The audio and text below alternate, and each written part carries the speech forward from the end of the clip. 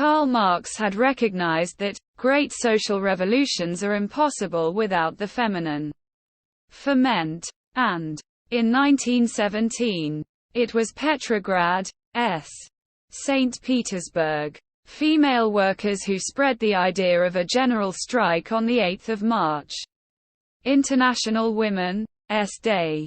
On that day, hundreds of women threw stones and snowballs at factory windows demanding for bread.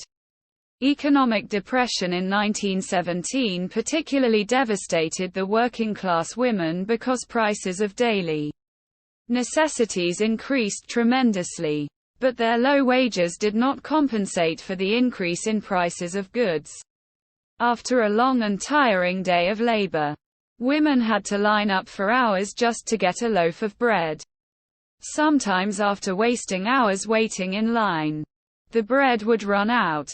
The protests were led by thousands of female workers and inspired male factory workers to join them and demand changes. Women participated in the riots by attacking police stations and bakeries. However, many troops refused to shoot protesting women, who were often walking with their children. As Leon Trotsky later wrote, the women took hold of the soldiers' rifles and, beseeched, almost commanded, "Put down your bayonets and join us." And, within 5 days, the centuries-old Tsarist regime had collapsed. As Bolsheviks took over Petrograd and Moscow in October 1917, tense relationships were discerned between rulers and working-class women. Scarcity and hunger made it very difficult for Russian workers to transform society themselves, and women's participation did not continue at the same level as in February to March 1917.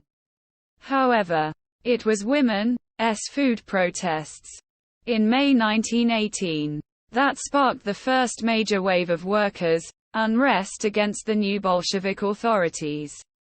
Later, during Joseph Stalin's program of breakneck industrialization and forced collectivization, women were again at the forefront of the workers' strikes and peasant protests that resisted this brutal policy. Stalin's regime was, however, able to contain all resistance through starvation and repression.